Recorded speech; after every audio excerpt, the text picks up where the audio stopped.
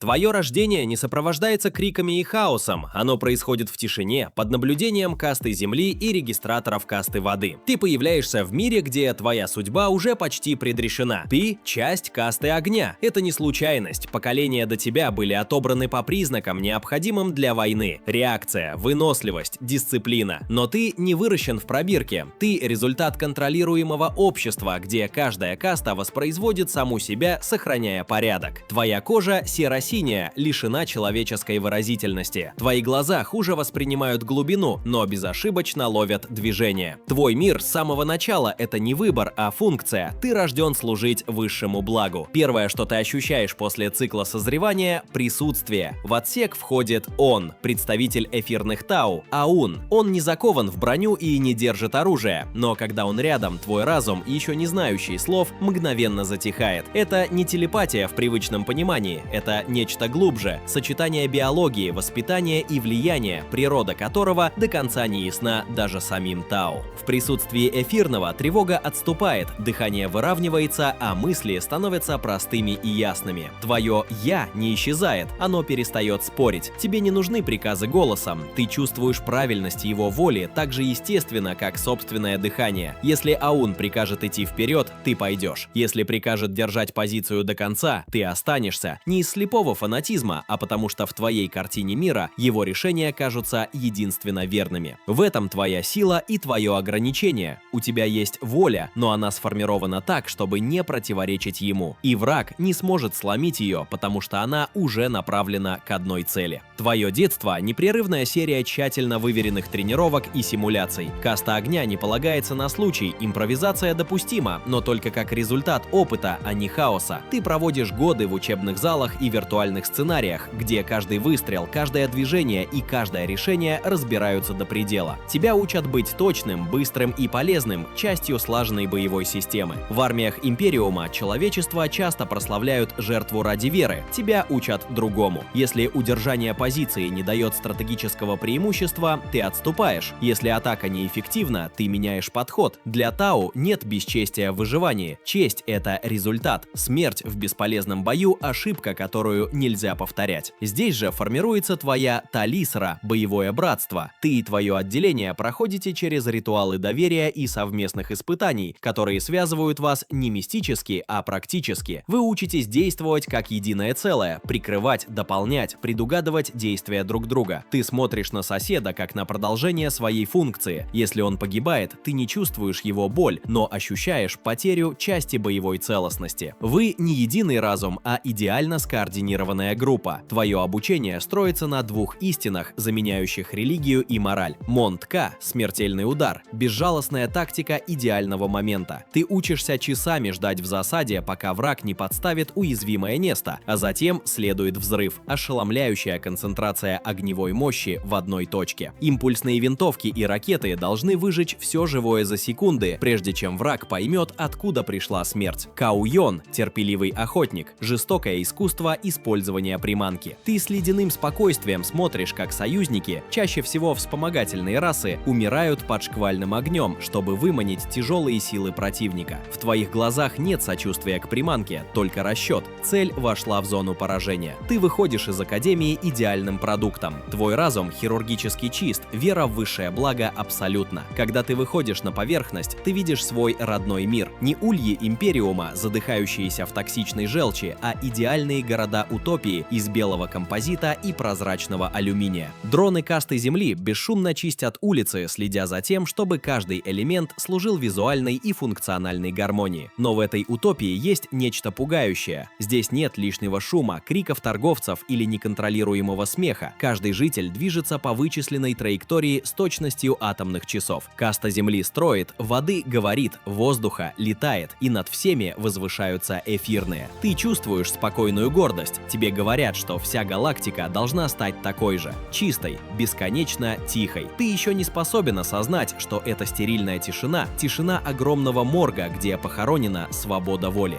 Для тебя это и есть высшее счастье. Пока орк колотит камнем по ржавой трубе, за твоей спиной монотонно работает каста Земли. Твое снаряжение создается в чистых, строго контролируемых производственных зонах, где точность важнее скорости, а ошибка считается недопустимой. Для инженеров Фьо ты не просто солдат, а пользователь их систем. Они не обожествляют машины как Adeptus Mechanicus. Для них технология — инструмент, подчиненный разуму. Твоя импульсная винтовка легка и сбалансирована. Она использует электромагнитный принцип для разгона высокоэнергетических зарядов, обеспечивая точность и стабильную мощность без избыточной отдачи. Твой доспех — прочный композит, рассчитанный на защиту от стандартного пехотного оружия вроде лазгана. Сенсоры шлема расширяют восприятие. Тепловые сигнатуры, дистанция, движение — все выводится в понятной форме, помогая принимать решения быстрее. Но помни, это часть системы, а не личная собственность. Если ты погибнешь, данные обои будут переданы, снаряжение возвращено в цикл, а опыт учтен. Следующий воин получит не то же самое, а улучшенную версию, основанную на твоих действиях.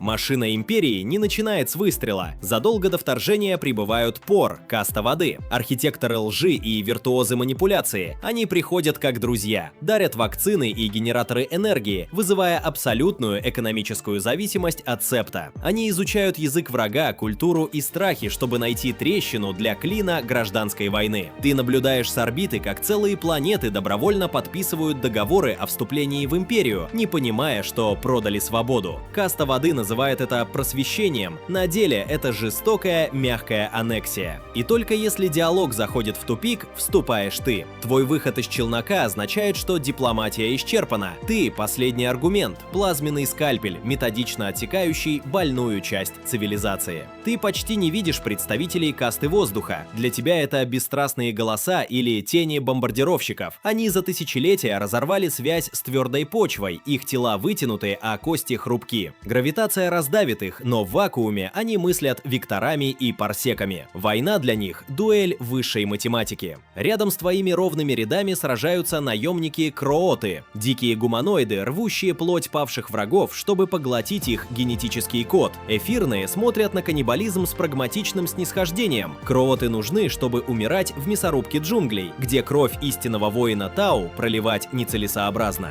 В воздухе жужжат виспиды. Без коммуникационных шлемов касты Земли они неуправляемый рой, а с ними покорные дроны с подавленным разумом. В этом прагматизм Тау-Ва, даже инопланетный разум, можно поставить на службу идеальному порядку, если правильно надеть ошейник. Когда ситуация критическая, с небес спускается элита касты огня в скафандрах «Кризис». Ветеран не управляет машиной. Через нейроинтерфейсы он сливается с ней. Его руки — ракетные установки, плечи — плазменные пушки. Ты мечтаешь стать пилотом, но не видишь, как интерфейс выжигает мозг. Пилот скафандра живет в мире зеленых цифр и тепловых целей. Личность безвозвратно принесена в жертву боевой эффективности. Но твоя главная задача в бою — не стрелять, а светить. На стволе винтовки установлен маркерный фонарь. Как только лазерный луч касается брони врага, орбитальные крейсеры и артиллерия ловят сигнал. Автоматика делает все остальное. С неба падает самонаводящаяся ракета. Это война без диких криков, рутинная работа по устранению биологических помех на пути прогресса. До этого момента война была предсказуемой игрой. Цели — красные точки на радаре, смерть, исчезающий сигнал. Но расширение третьей сферы сталкивает логику Тау-Ва с древним ужасом. Ты стоишь на рубеже города Улья. Сканеры показывают приближение врага. Это не гвардейцы, это Adeptus Astartes. Твой компьютер пытается классифицировать угрозу, но цифры мигают красным. Вес — сотни килограммов, скорость превышает пределы биологии. Ты выпускаешь залп из плазмы, но гигант в керамитовой броне даже не замедляет шаг. Плазма оставляет лишь черные опалины. Он не ищет укрытия, в его движениях только слепая, монолитная ненависть. Оживает Болтер, разрывая твоих братьев по Талисре. Твоя вера в технологическое превосходство дает трещину. Датчики пищат цель, но древний мозг вопит «хищник». Настоящий экзистенциальный ужас приходит, когда безупречные приборы начинают откровенно лгать. Твое подразделение заходит в зачищенный сектор. Воздух ледяной, пахнет старой медью, и монотонно докладывает: критическое искажение пространства. Ты видишь врага, но прицел не может его захватить. Луч проходит сквозь существо, перетекающее из плоти в дым. Демоны хаоса. Для тебя, воспитанного в мире термодинамики, этого не может существовать. Ты стреляешь, но тварь распадается на мух и собирается появляется вновь за спиной. Когда зазубренный клинок пробивает нанодоспех, боль оказывается слишком реальной. Твари рождаются из теней. Ты видишь, как твой эфирный замирает в первобытном ужасе. Его феромонный фон превращается в химический коктейль отчаяния. Без его контроля отделение распадается.